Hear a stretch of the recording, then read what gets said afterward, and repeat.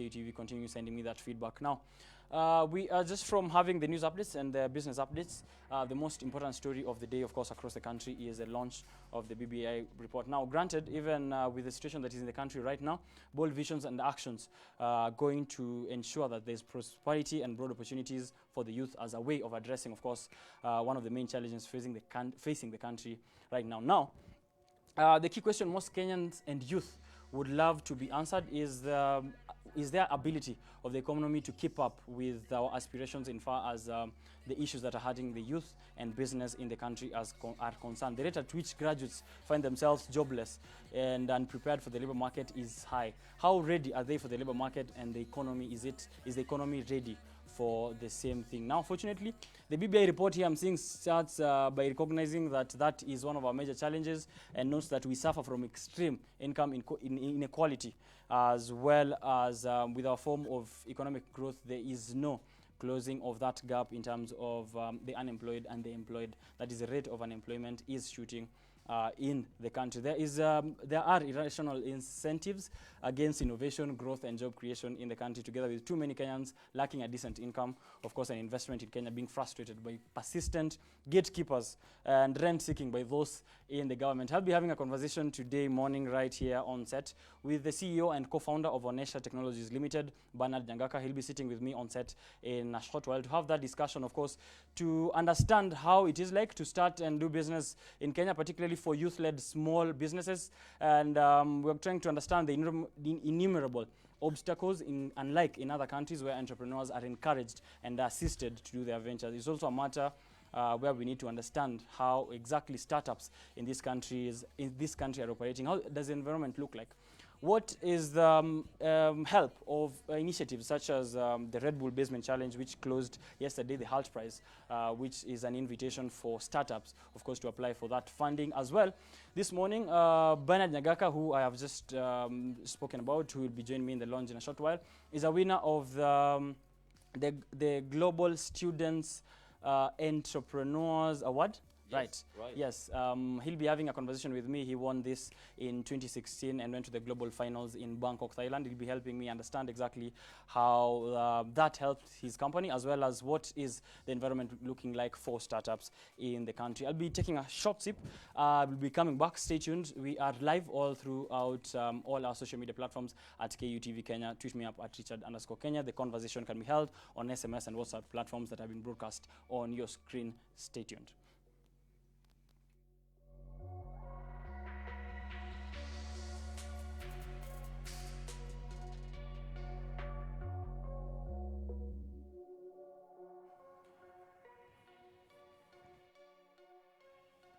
Now, Global Student Entrepreneurs Award is an award that is offered, or it is started by ensuring that they call out to all student-led entrepreneurship groups or startups all across the country to head out to the global finals. I'm trying to understand exactly how this is helpful to the youth and to the startups in the country. Thank you very much for joining me on set, Bernard. Thank you, Richard, for having me. Always a pleasure. Thank you. You are a regular here. I'm a regular. Yes. I should get a seat somewhere in the office. Definitely. You're becoming one of us. Sure. Yes. How has it been for you and Onesha so far since the last time you had the conversation? It's been crazy since the last time I was here. I think that was back in 2019. Right. And I had a conversation with your very good friend, Noah, I think.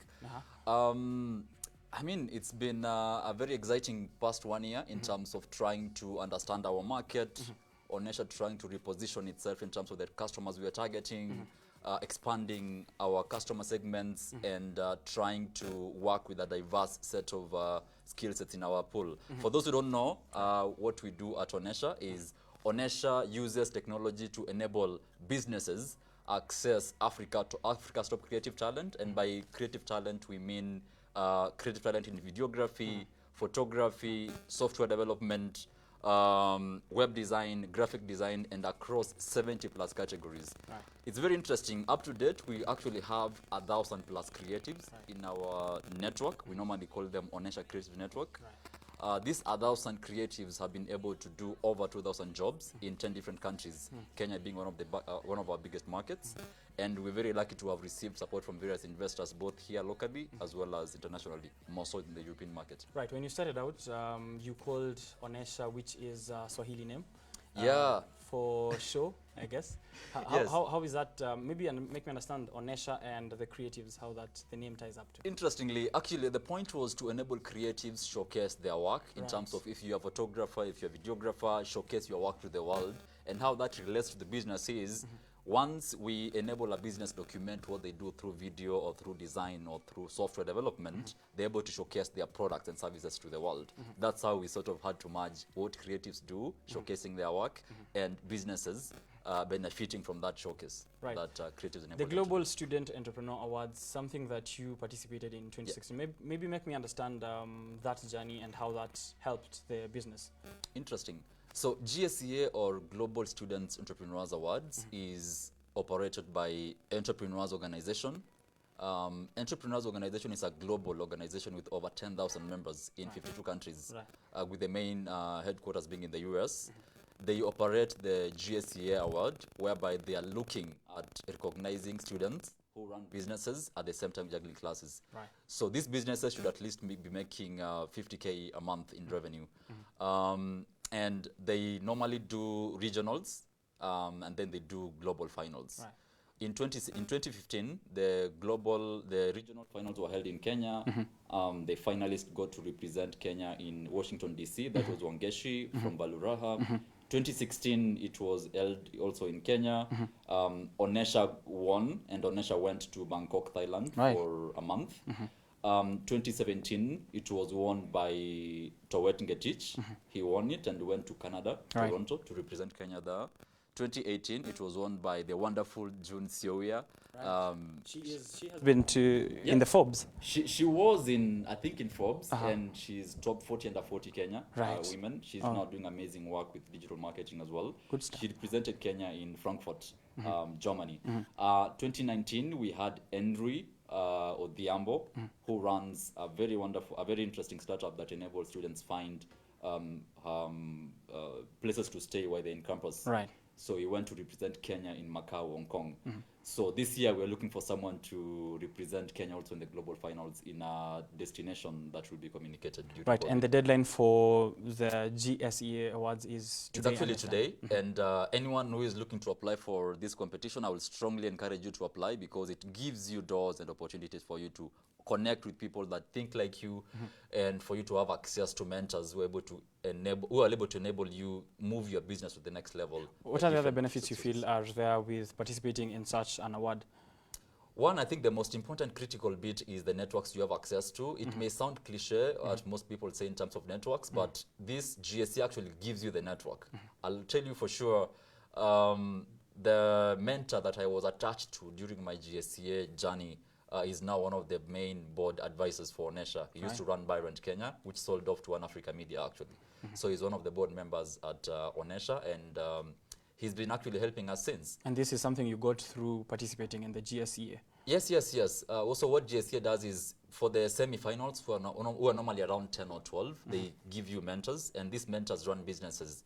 These are people who run companies like Seal Africa, Thailand Carpet Center, VAT Furniture Palace. People are experienced in business. Very experienced people who run businesses, and some can actually be your customers. Some of these people that I was engaging with, they ended up being our customers. Right. So it gives you that access to the market that you need to, do proof of the market of your product. Let's talk about funding. Yeah. How does it look like for you since you started, since you did the GSEA up to now, and how do you feel like the funding environment is in Nairobi and in Kenya for startups? The funding environment, man, it's tough. Right. This is a very tough market to raise capital. I remember when we were trying to raise our very first seed round, it was very tough. We spoke to close to 70 people who were not even willing to put a dime in our business.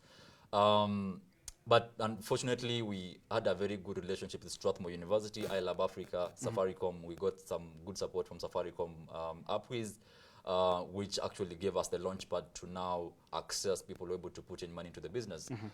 It took us close to 12 months to talk to businesses, and as we were closing off the fundraising round, we happened to come across a European group of investors who are willing to put in money to the business. Now, we're now looking at doing a second round of our fundraising for the business to enable us scale. But generally, this is a very tough market to raise capital because capital here it's not patient. Right. It's not patient capital. For anyone running a startup or markets that are more geared towards supporting startups, they require patient capital. You put in money, you should expect at least returns in 10 years. Look at established markets, the US, Europe, partly Australia. These are markets that when someone puts in 10 million in your business, they at least expect maximum return in 10 years. Here in Kenya, nilipe kesho. It becomes very difficult to raise capital. So you have been, you have clients all across the world for Onesha, and that's a good thing. And you have been to Bangkok, Thailand, where you have observed the business environment and the startup environment for there. How is the reception in terms of startups in comparison to how the reception is in Kenya vis-a-vis abroad? Kenya, in terms of actually, it's very difficult in the Kenyan market to find customers or businesses that are willing to test your product. It might be a software solution that you've built for agriculture, a software solution that you've built to solve logistics. In this case, Onesha's built a solution that enables talent in Africa to access jobs globally. So getting that test market in Kenya is very, very difficult unless you have connections, of course. So initially, I think in the Kenyan market, what you need to actually have is not technology first.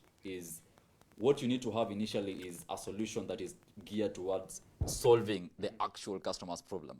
So if you are, say, building a solution for logistics, that is a very an industry that is operated by legacy business owners. So telling them about tech is very old. So this environment requires someone who has a clear understanding of the actual business, people who run these businesses, for you to get into that space. Compared to global markets, which is basically developed markets, the US, Europe, it's been very, very easy for us to actually have access to those markets, because once you have one customer in the US, you'll get 10 other customers. Because they actually... And the work that you do. 100%. Once you give... because we are serving a global market, and a global market you have to give industry standard. They don't care if you're in Nairobi. You have to give industry standard that is at par with what the US offers. So once you give them maximum satisfaction, referral becomes actually 10x of what you actually get here in Kenya. Right, now maybe back to Onesha. What are we looking at in terms of what Onesha is building currently and into the future? Yeah. Currently, we are trying to automate most of our processes in terms of how businesses request tasks to us, be it software development, be it mobile app development, be it building up demand for their products and services through social media after COVID. We are looking at automating how these businesses plug into our system. An example is a business in the US might be looking to support a Kenyan designer. How do we make that connection seamless? A business in Mombasa or Kisumu might be looking for a pro videographer based in Nairobi. How do you connect them seamlessly using software? So that is much of the focus that we're looking at in the next 6 or so months, so that we make that experience seamless. In terms of business, we are looking at increasing the talent pool that we have at Onesha in terms of a diversity of skill sets, so that we're able to serve multiple business categories. Now, for the creatives who want to come and join Onesha, how's the process looking like for them? First of all, they have to be either referred by someone who knows Onesha. We have a very strict vetting mechanism for anyone who wants to join the Onesha network. So you have to be referred by someone who is within the Onesha network. We have to reach out directly to you based on either your work on Instagram or Behance or these social media platforms, so we have to reach out to you. Thirdly, you can apply through our website, whereby you send in your portfolio, your CV, as well as your links to your work. And that is onesha.co.ke, or you send us an email, creatives@onesha.co.ke. Our creatives director will be able to get back to you in less than 24 hours. Right. Now, back to matters in the country, and I would love to get your view on this. Sure. They're saying that the BBI focuses on young people trying to start business and who are frustrated by how taxation works and all the barriers that are there to the thriving of business. It is calling for a 7-year tax holiday, I'm seeing here, for new businesses, which is obviously will be started by the youth. Do you think that BBI can solve the youth problems and the youth business problems in the country?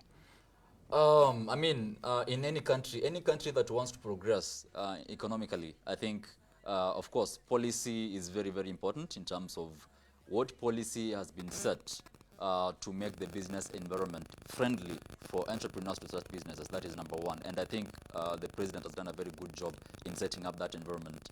Secondly is the private sector involved in what politicians group together to do. For example, in this BBI thing, we've had okay, as far as most of us know, we haven't seen anyone from the private sector who has been actually put there to actually say what do the youth want, what do businesses want. We don't know the type of consultation that was done for them to come up with those policies. So it's very, very important, even as politicians, they actually front someone during these launches, someone from the private sector, to actually say, this is what the BBI report means to the private sector. Most people who run businesses may not have the 2 hours time to read the BBI report, or they may not have actually that ability to translate that BBI report into actual business decisioning.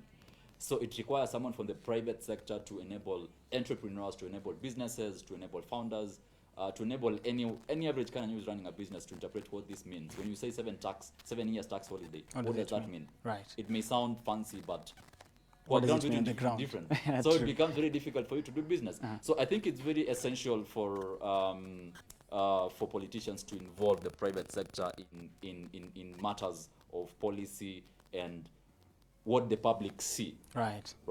So when you say you are going to solve the problem of unemployment by giving a wheelbarrow, that is actually a very good idea. It's not something that people should bash off. When you give someone a wheelbarrow, you actually should expect them to use that wheelbarrow for good. Yeah. So are they going to use the wheelbarrow for construction? Are they going to use the wheelbarrow for enabling people in Nairobi carry things from point A to C? So specifically on how exactly it solves the problem. How is it actually solving the problem? You may do it, yes, for public stunts, but I think we need to have a very strong follow-up in terms of how these donations are done. Our politicians might want to achieve their own objective. But do we have someone from the business sector who ensures that these things that are being given by politicians end up to the youth? Right. And that is one of the key things that Onesha focuses on. How do we work with government, with various ecosystems, to create the next 1 million jobs in Africa profitably? Right. Now, that means that there is need for better engagement of youth and enabling them to be part of tackling some of these challenges that they are facing and finding the solutions. Thank you very much for having this conversation with me. Unfortunately, we could not have enough time to go through all that we have. Sure. But you are a regular now. We can have this conversation. I should get a seat. Definitely. Thank you for joining me, and good luck with Onesha. Thank you, guys. Yes. Now, I'll be coming back in a short while to have a sit down with Oyo Clinton, who will help me understand and break down exactly into the very specific details of the BBI report. Of course, this is someone who is well versed in matters the law. So stay tuned. I'm taking a very, very short break and continuing this conversation right here on KUTV's Rise Today, Biashara Tuesday.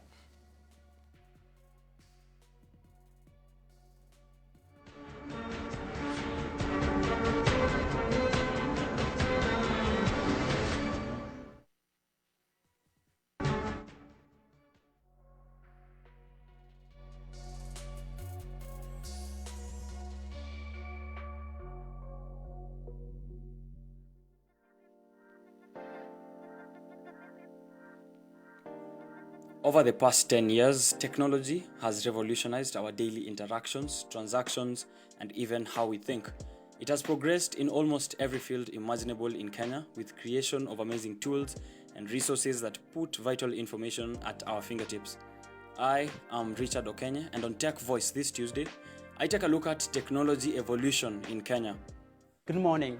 I'm excited to join you today as we unveil an innovative device financing solution. When they are not giving you a cheap 4G-enabled smartphone for as little as 10 shillings or 20 per day, mobile network carriers like Safaricom and Airtel try to make your internet experience better.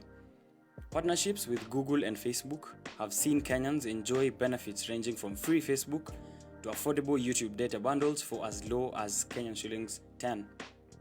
Throughout the pandemic, Kenyans heavily relied on the digital platforms to get informed, entertained, transact, and consume digital content. The rise of internet culture and technology has also birthed a new crop of online careers. Clout that was previously reserved for career entertainers and politicians has become more accessible to everyday people who do not necessarily have to be outstanding in any other field other than being themselves. Globally, the US-based marketing agency MediaKicks estimated in 2018 that the influencer industry will be valued at 1 trillion Kenyan shillings by 2023, based on average advertising spent on influencers across 3 major social networks, that is Facebook, Instagram, and YouTube. Several of the telco companies in Kenya, such as Telcom, are actively engaging learning institutions to provide innovative internet packages for students, teaching, and administrative staff. Today, Kenyan businesses can access fast internet through world-class fiber optic links to the rest of the world, and fierce telecom competition has significantly lowered connectivity prices. The growth of technology hubs, parks, and accelerators in the past decade cannot be underestimated as they contribute to the expansion of the digital economy. Kenya has become host to a flourishing ecosystem where numerous software applications and services have emerged from the country's appetite for mobile transaction platforms. E-commerce has affected the operating models for businesses. Business owners must now incorporate online payments and delivery of goods to meet the expectations of their clients. Most businesses have abandoned physical shops, opting to sell their items online and use their houses to stock goods. Online and mobile applications such as PayPal, M-Pesa, and e-banking have made queues a thing of the past. M-Pesa has in fact drastically changed banking in Africa, with almost 70% of Kenyan adults transferring money to each other using their mobile phones. This is the highest percentage of any other country on earth. More than 3.2 billion Kenyan shillings is transferred via Kenyan mobile phones each month. The agricultural sector has also benefited from technology. Farmers can now access markets online, eliminating brokers who for long had gained from their toiling. Online apps such as DigiFarm, iCow, and Soko Pepe have given farmers the freedom to choose who to sell to and at what price. Regarding health, mobile apps such as MyDawa, MTiba, and Medbit have been developed to offer Medicare solutions to millions of Kenyans who cannot afford doctor consultation fees. Kenyans can access information on diagnosis, treatment, and drug prescription for various illnesses. Petty cash transactions such as electricity bills, water bills, public transport, groceries, and many other such payments can be done just by the click of a button on smartphones or computers. The speed of transactions has also improved a great deal with the emergence of technologies such as till numbers and paybill accounts. With technology in Kenya receiving international acclaim, one can only wonder what direction is next for the future of tech in the country. Whatever comes next, the region promises to provide unrelenting support for innovation. It's going to be big. It's going to be huge. And it's going to make a lot of money.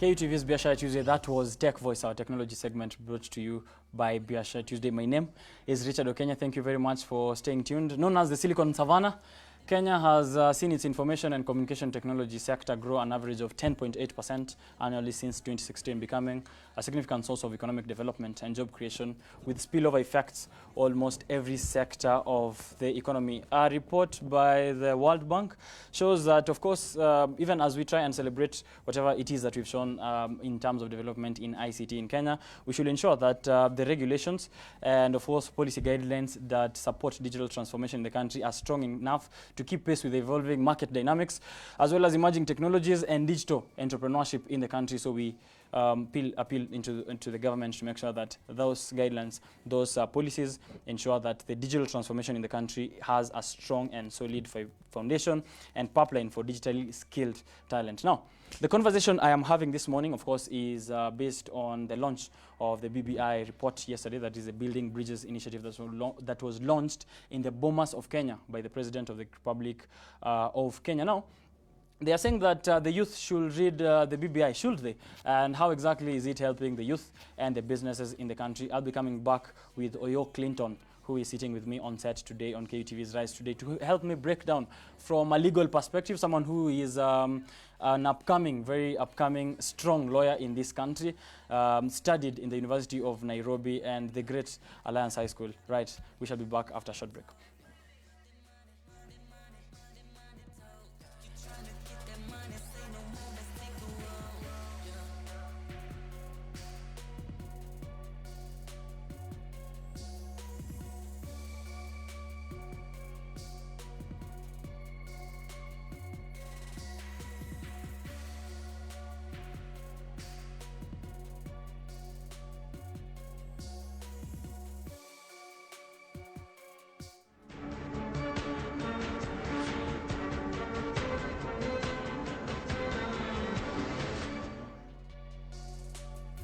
Now, while the available avenues for channeling ideas and views such as social media have been given to spread all sorts of information, we want to understand exactly how important is it and what is the context in terms of the launch of the BBI report. Welcome to the launch on Biashara Tuesday. Thank you very much, Oyo, for sitting down with me. Thank you very much, Richard, right. for having me here. Okay, now tell me and bring me into perspective exactly what is the context for the BBI, first of all. Thank you very much. To bring this conversation into context, I'd like first by saying that a country needs stability for us to continue with business and to make sure that we get the revenue that we need. So we had elections in 2017 and the elections were hotly contested.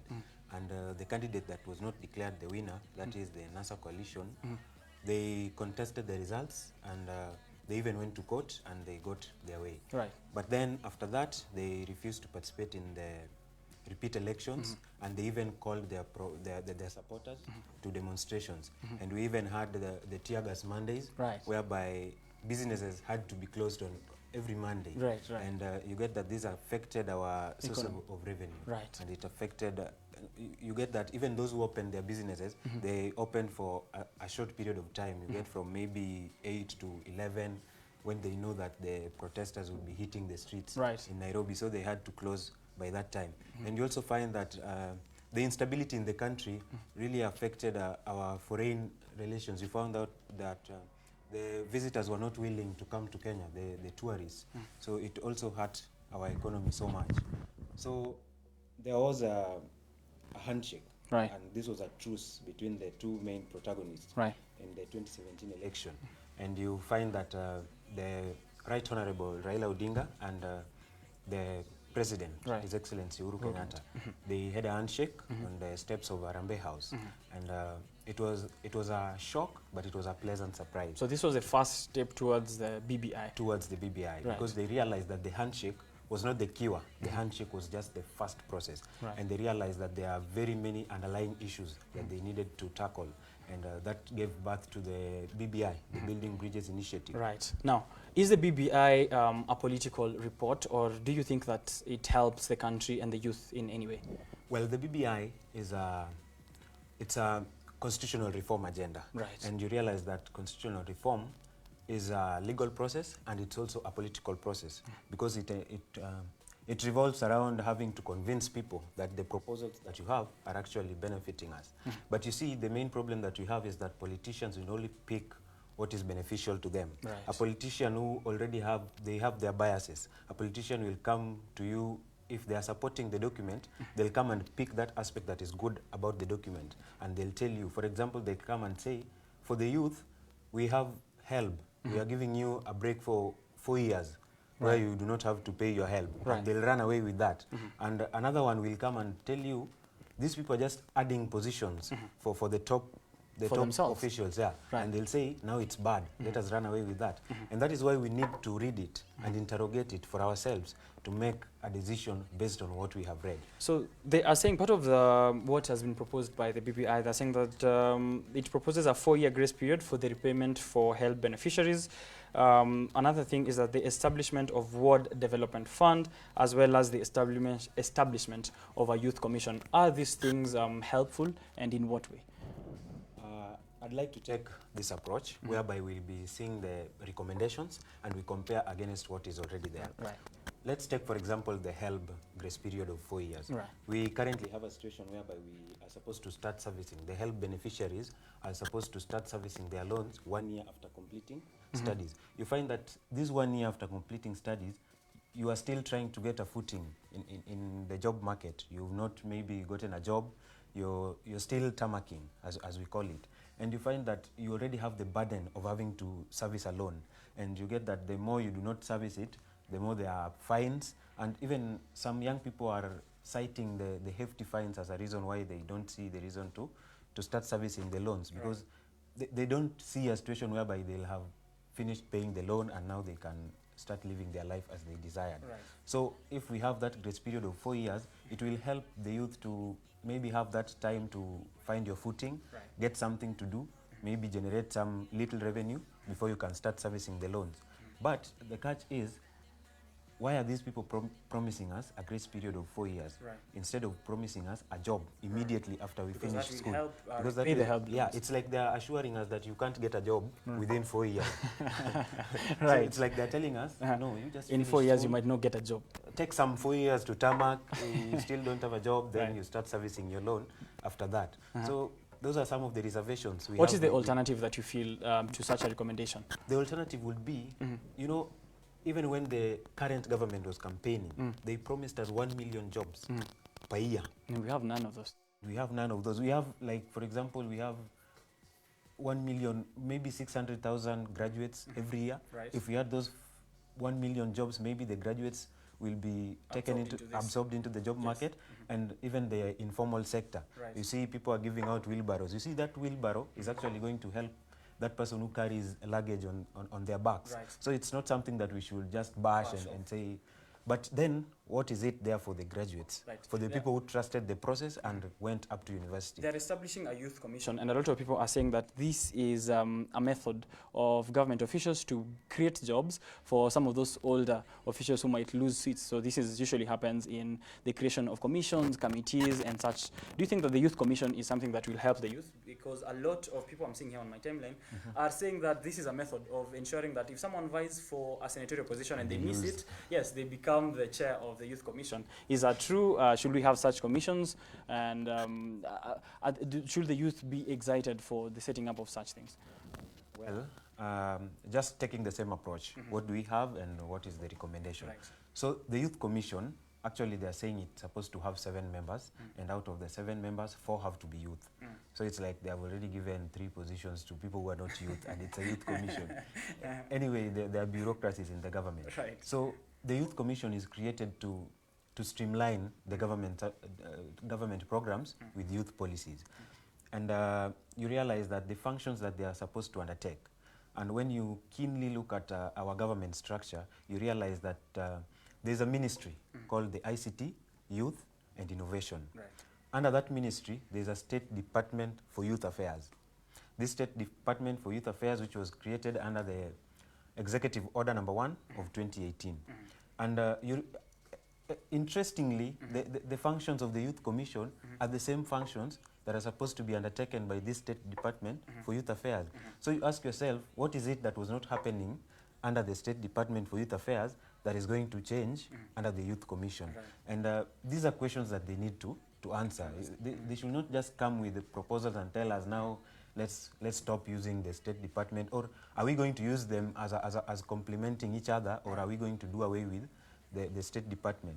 So it's really, you find out that it's really not had such a commission or such a department that's supposed to advocate for youth policies, but it's just the implementation.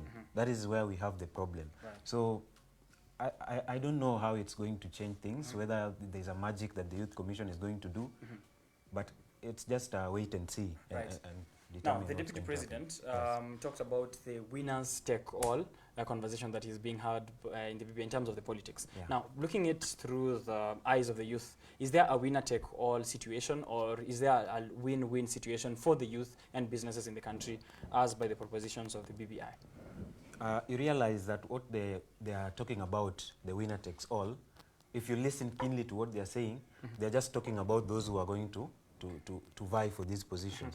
They are trying to find a position for maybe the first runners-up. Where can we put him? And they say he will be the official leader of opposition. Where can we put these other people? But you see, for the youth, what do we have? And this is what I always tell the youth, that the women of this country really fought prior to the 2010 constitution. And it's their unity that enabled them to even get the 47 positions of the women rep. Right. But you see, you realize that even now, under the new proposals, we are having to elect 2 senators per county, and one of them is a man, the other is a woman. They are not providing any provisions for the youth. What are we getting as the youth? Maybe we should have had one position for the youth in the Senate. Let us now have a youth representative. A youth representative in every county. Right. But we are not having that. The only conversation they're having about a win-win or about a winner takes all is about the top brass, Right. those who are up there. So we are suffering. So we are still suffering as the youth. And you see, the problem is that the youth are the majority in this country. No. And they are the people who provide the workforce, you see. And even if you look at the politics and the rallies, the people who fill those rallies are the youth.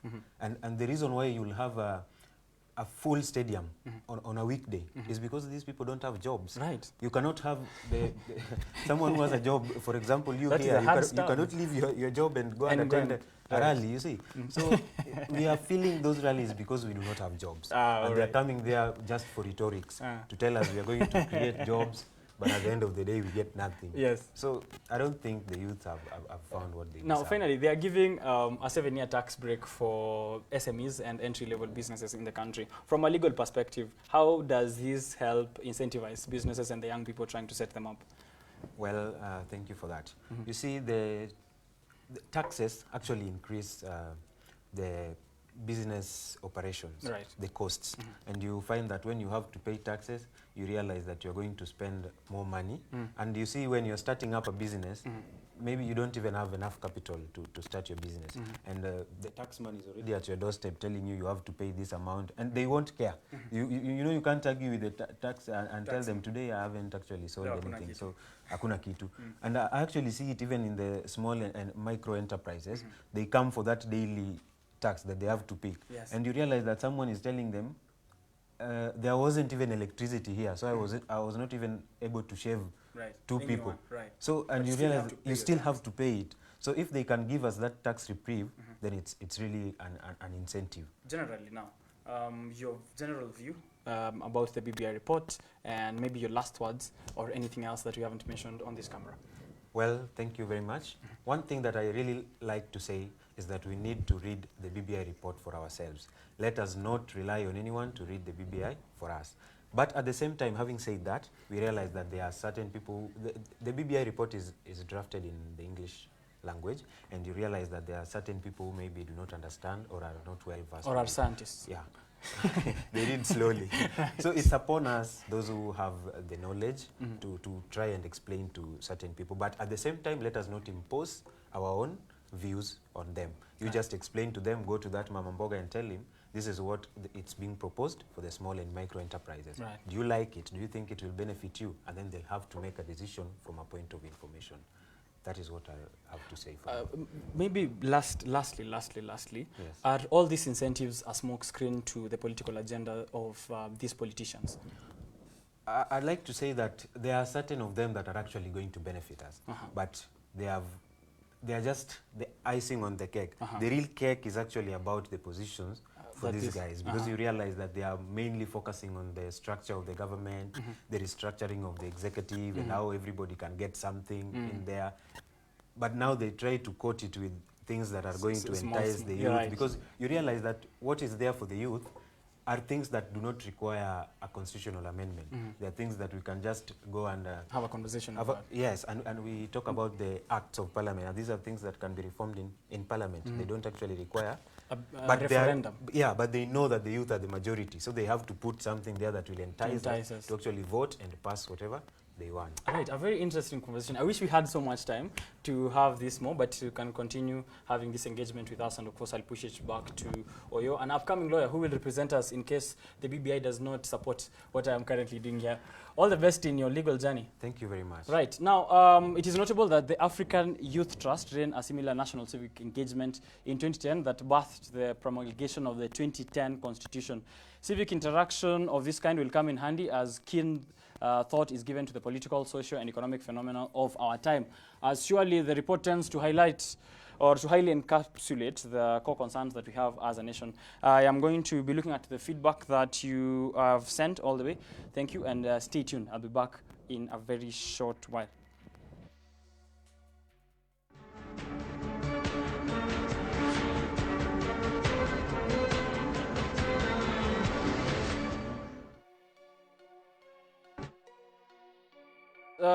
The best feedback that I have seen here is not the best feedback. All your feedback is best. Thank you for staying tuned. The feedback that I want to highlight comes from Morgan Kinuthia. Morgan Kinuthia on Facebook is saying that, so I read the BBI report and have a few concerns. One, to what extent is it even legal to make multiple changes to the Constitution by a single amendment? Secondly, the phrase, the president shall appoint, appears almost as many times as the comma. And that's a problem because it was never the intention of the drafters to create an imperial presidency. Thirdly, on electing two senators of opposite gender that Oyo has just spoken to us about, I don't think we can achieve equality by segregation of the ballot. We can only do it by empowering women, and it starts by ensuring that they are respected and protected on the campaign trail. 4, again, on gender issues, the hundreds of officials that President Kenyatta has appointed, from ambassadors to parastatals, how many are women? 5th, it does not make sense to spend over 10 billion shillings on a referendum so people can vote on whether to extend the HELB loan grace period. As Oyo has said, that some of these things are things that can be implemented without having a referendum. That's more than 20% of what Kenyans owe in student debt. That is 10 billion on a referendum, is 20% more than what Kenyan students owe in terms of student debt. 6th, and finally, addressing representational disparity in the legislature is a good idea, but this can and should be done without the increase in the number of MPs, which will mean that the more of our tax shillings should be redirected from public health care and education to motorcades and 7-figure salaries for the political class, who shall be added onto those number of members of parliament. I'll be reading more feedback, but for now, I want us to take a look at the profile of the day. A woman, for this case, who is an executive in Kenya, who serves as the Chief Executive Officer of Kenya Private Sector Alliance, KEPSA, an industry group that represents and lobbies on behalf of Kenyans who are, of course, operating businesses and industries in the country in terms of the private sector. Now, she was born in Nakuru County, near Egerton University in 1975, admitted into the University of Nairobi, where she graduated with a Bachelor of Arts in Economic and Sociology. Later, she received a scholarship to attend Bowling Green State University in Bowling Green, Ohio, in the United States, where she graduated with a Master of Public Administration and International Affairs. Her first job out of Nairobi University was with the Barclays Bank of Kenya, where she worked for a year, but did not like banking, so she left. She then worked for the Nairobi Chapel for about 2 years, While there, she secured a full scholarship to study for a master's and came back. And of course, now took up a job as a program officer in KEPSA, but currently is the CEO who was appointed in 2010. This is Carol Kariuki, who is a businesswoman and business executive in Kenya for KEPSA, which of course advises policymakers on the best way to formulate local and regional laws to promote growth of the Kenyan economic sustainability. Maybe just one point I would love to get from you. Carol Kariuki is the Chief Executive Officer of Kenya Private Sector Alliance. We happened to mention the private sector with our earlier guest, that is Bernard, who is the CEO and co-founder of Onesha. Do you think that the private sector has a voice in the BBI report, especially in terms of helping the youth and businesses in the country? Well, thank you very much. And we realized that during the launch that happened yesterday, there was actually a representative from the Kenya Private Sector Alliance who actually spoke and said that they were able to approach the BBI steering committee and they gave out their views. And some of them were taken into consideration and others were not. So I think they also had that opportunity to give their views and what they think should benefit them. Right. And yeah, so I think they have a voice and they are still able to interrogate the report, and whatever they don't like, they will vote no. Right. Thank you very much. Thank you for staying tuned throughout the broadcast today on KUTV's Rise Today, Biashara Tuesday. Maybe one last point from Desmond Boy is saying that the youth will do more good to this generation and those to come by lamenting less and acting more to to see it that the rights of fellow countrymen and women are upheld, and that the change that improves their social economic welfare are addressed in a manner that sets the country in a world map as a template of overall success. From me, the national engagement through the 9 agenda BBI report, including devolution, I'm seeing here corruption, safety and security, the divisive elections, ethnic antagonism, and the completion, rights and responsibilities, and so forth and so more, is one of the potential avenues to drive desired change. So we should have this conversation, and everyone should read this report before you head out into making sure that you have elections. We are having a limo live next. After this, we're having mathematics. I'm being informed by my producer, so make sure that those students who are at home are staying tuned to get that from us right here on KUTV. From me, it's been a pleasure having you and engaging with you all across our social media platforms. My name is Richard Okenye. Have the conversation with me at Richard_Okenye. And to leave you with a quote. When you are at the dealing table, always look for the sucker and make sure it isn't you. See you next Tuesday.